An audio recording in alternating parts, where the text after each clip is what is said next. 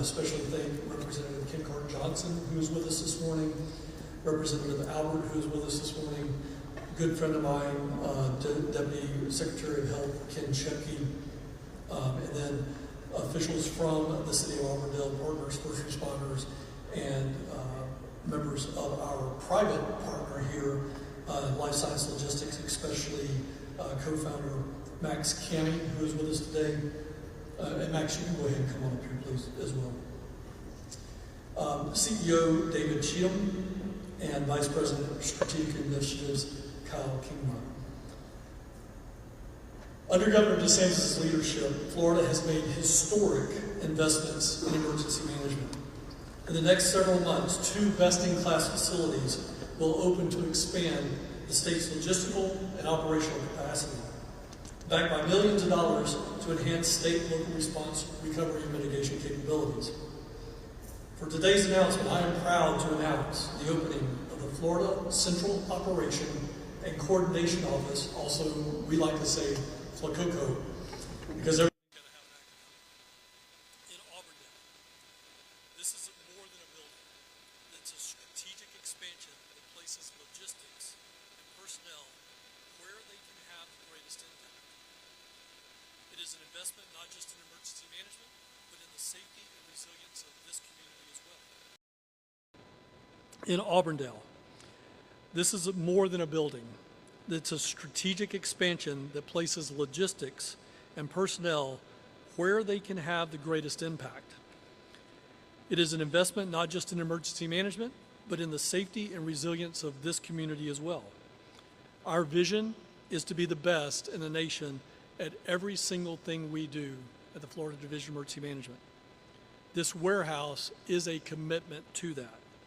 The governor tells me all the time, Kevin, you cannot fail at food, water, fuel, power, and communications. If we can solve those things in a disaster in the first 72, the first 96 hours, we can solve about 99% of all problems. Everything that you see in this warehouse, in all 3 bays, is dedicated to doing those things. Getting the power back on, getting the communications restored, food, water. The facility also reflects our belief that effective emergency management starts by being embedded within the communities we serve. The I-4 corridor is Florida's economic and population center. Being here means that we get there faster, we have more precise support for counties and cities across this region. Strategically co-located with major distribution centers and interstate infrastructure, it ensures life-saving resources reach Floridians quickly when every second counts. Some of the features of this building, nearly 450,000 square feet. We are already at 91% capacity, and that's a good thing for the state of Florida. We have doubled our cubic footage capacity. In our old building, we could only go about 2 or 3 layers high. As you'll see on the tour today, we are 5 and 6 layers high. So we've doubled that cubic footage capacity. We have the capacity for 300 personnel at this facility. Within the last 24 hours, it's been suggested by some that we don't use taxpayer dollars to keep Floridians safe. That is false, and it is proven with this facility and this opening that is just 100% false information. We invest in Floridians. Our teams have been hard at work over the last month getting this place ready should a storm impact any of our communities. We also have been doing that against the false narrative that we are not ready for hurricane season. We can walk and chew gum at the same time. So we're going to do that. And this is a classic proof that we have done that. We have 101 sleeping quarters on this site, up from 16. We have 400 trailer spaces, up from 130. We have drive-in load design, as you see behind here, is demonstrated by our semi. We have 3 hazardous materials closets with air quality monitoring and leak detection, which we did not have in our previous facility. This has an on-site helipad capable of landing Chinook helicopters so that we can do rapid deployment for things that are happening in real time.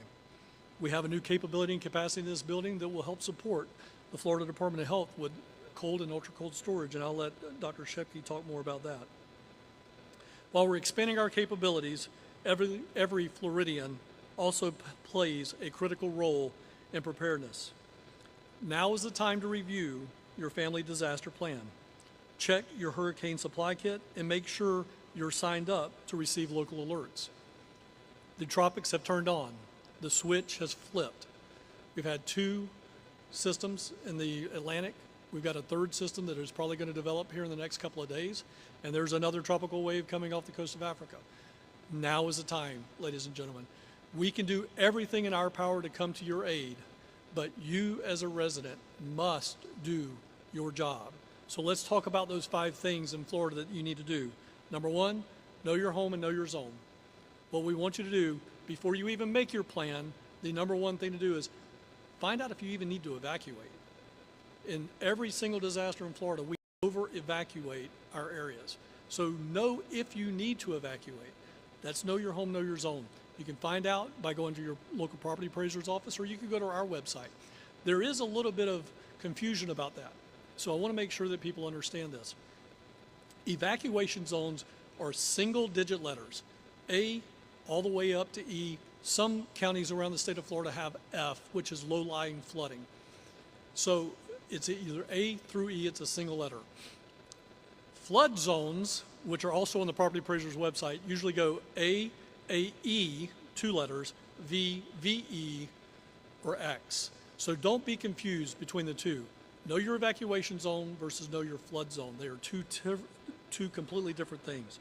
So now that you've found out if you're in an evacuation zone and you need to evacuate, now you need to know, is my house, is my residence able to withstand winds? That is also on your website. Typically in Florida, if your house was built before 2004, especially in the Central Florida area, if it was built before 2004, it does not comply with the Florida Building Code.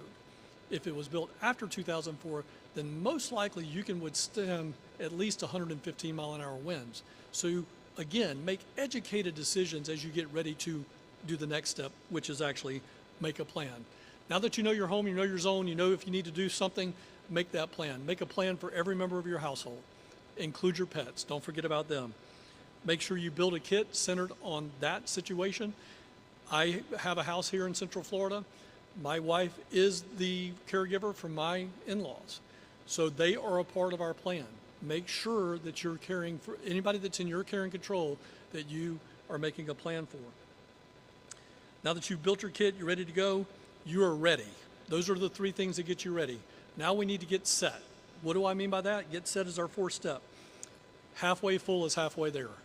When we get ready to start, now that you got that kit ready to go and you're starting to see this stuff out in the Atlantic Ocean, now is a really good time to start keeping your electric vehicle and your gas vehicle halfway full. When it gets to halfway, fill it back up.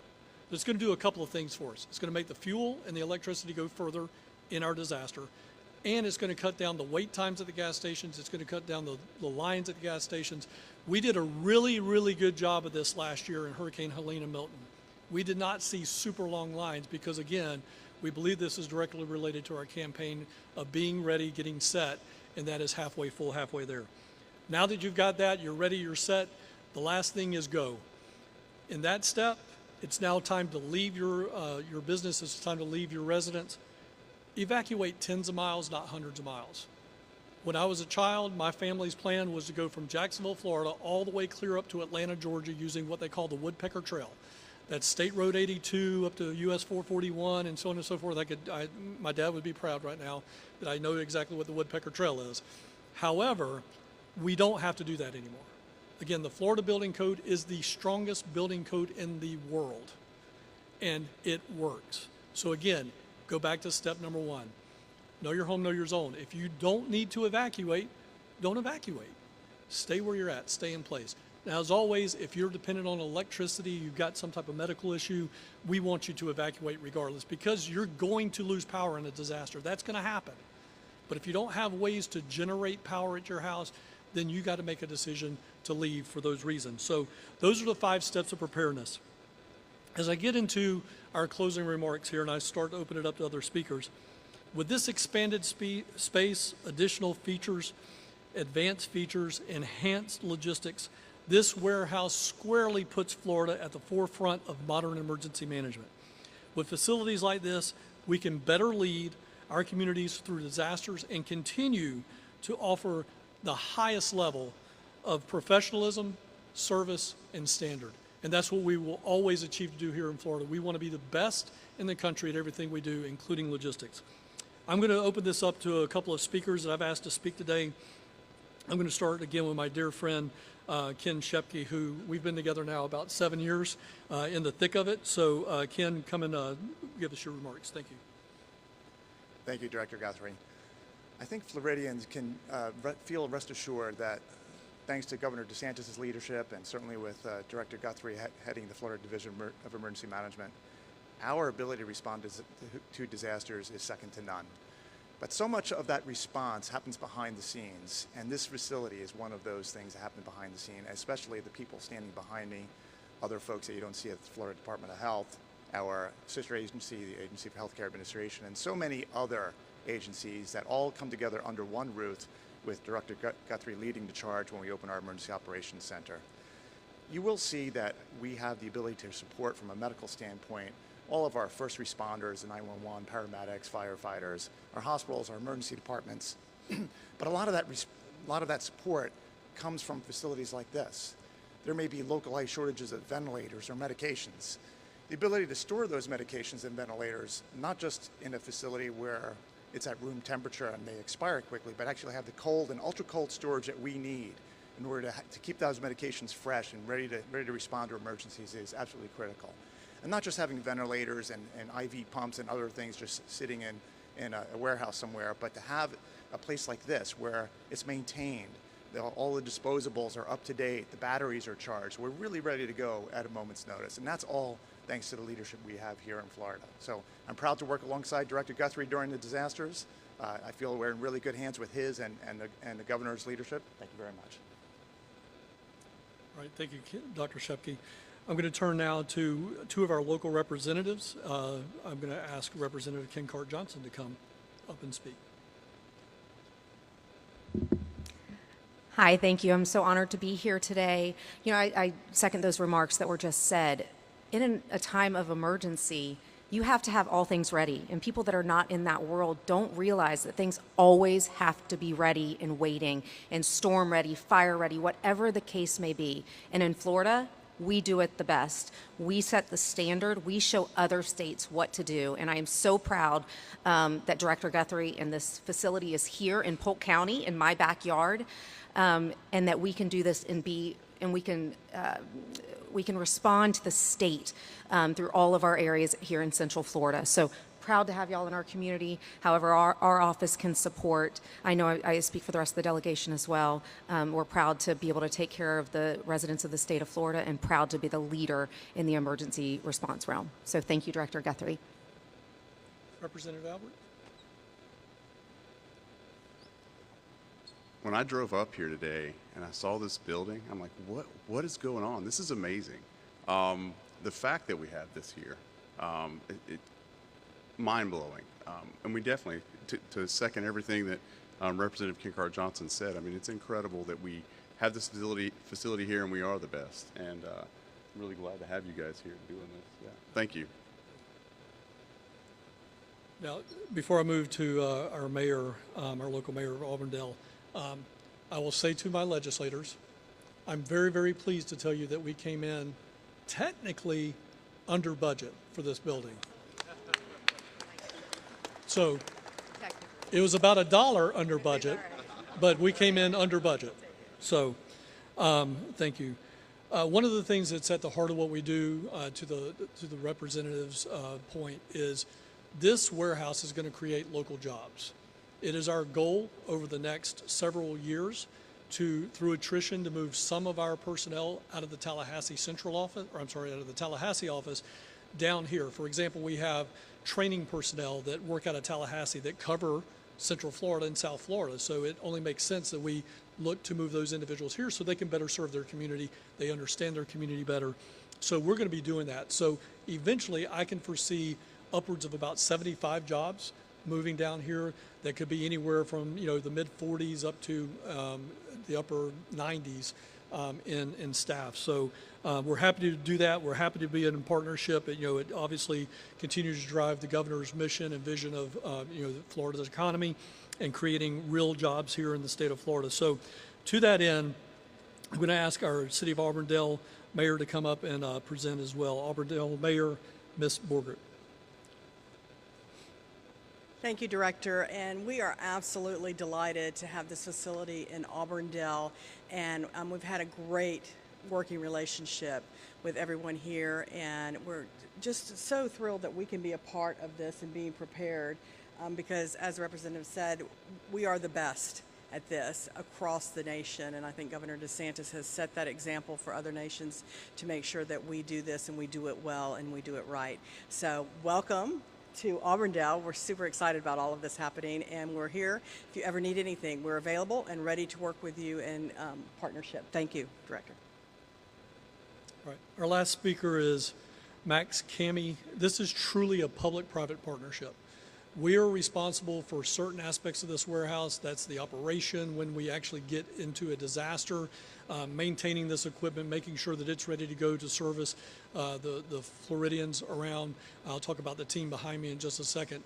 But one piece that the Florida legislature pointed out is they wanted us to make sure we had better inventory moving forward. And we were literally, folks, we were doing paper and pencil notepads in our old warehouse to keep up with stuff. And I'm sure that there's a handful of Life Science Logistics employees that can attest to that as we were moving out of that building and into this building. But Life Science Logistics is our private partner as designated by the Florida State Legislature. And I'd like to ask their CEO, I'm sorry, not their CEO, I just demoted you. Sorry about that, Max. Their co-founder, Max Cami, to come and give some remarks. Thank you. Thank you, Director Guthrie. It has been an honor for Life Science Logistics to be the state's partner on this project. And yes, $1 under budget, I'll take that. And we also were on time. On time. And that would not have happened had it not been for the people behind me and a lot of people who aren't here today. So at every level, your team has been a pleasure to work with. So we are part of the gold standard of state emergency management, and we're honored to be in that role. So thank you. I really appreciate that. Thank you. All right, so in closing, I want to take just a moment. You know, when the governor's out there, whether we're talking about immigration or disaster, you'll see a lot of people behind the governor and myself, and it's typically uniforms. It's those firefighters. It's those emergency management personnel. It's law enforcement officers. It's the Florida State Guard, the Florida National Guard. And I do have a member of the Florida State Guard here this morning, and I appreciate their support as well. But I cannot tell you what the men and women do behind me that support those people out in the field. One of the stories that we're going to be telling more often from this building, and I want to make sure that the media that know, you guys know this, you know, we're going to start doing more media-related activity at this facility when we activate, so that you guys have a behind-the-scenes look of what's going on, maybe in Fort Myers or the Keys or Pensacola, wherever that's at. So when we say that we are the best in the country at logistics, it's these men and women behind me that do it. They are from Tallahassee, they are from Florida, they are from the field.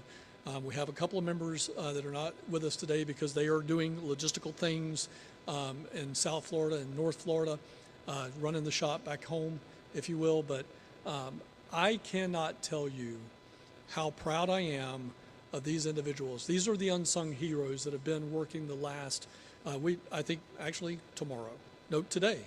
Today we have been activated at the State Emergency Operations Center for 3 years straight. Between all of the things that we have been doing, all the hurricanes, all the things. This is the heartbeat and the backbone of the Florida Division of Emergency Management. Thank you very much.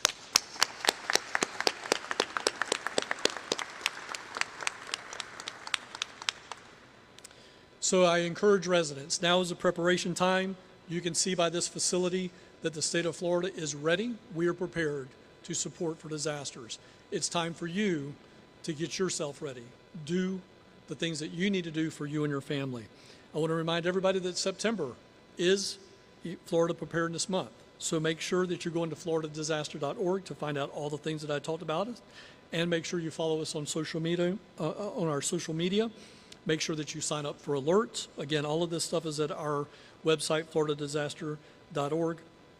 And I just, again, want to congratulate all of our partners, the city, the county, the men and women behind me, on this significant milestone, again, that came in ahead of time, on budget. And I want to thank you for your commitment, ladies and gentlemen, to keeping Florida safe. What we're going to do now is we're going to flip the script. We're going to go back there, and I'm going to ask you to join me back there as we do the ribbon cutting. And then we're going to do walking tours throughout the building. We have members from Life Science Logistics as well as our own staff behind me that will help us get through the building and walk it. And then for the press, we will do a gaggle up in the office area after we do that. So that's how we will go from this point on. Thank you. Let's go cut some ribbon.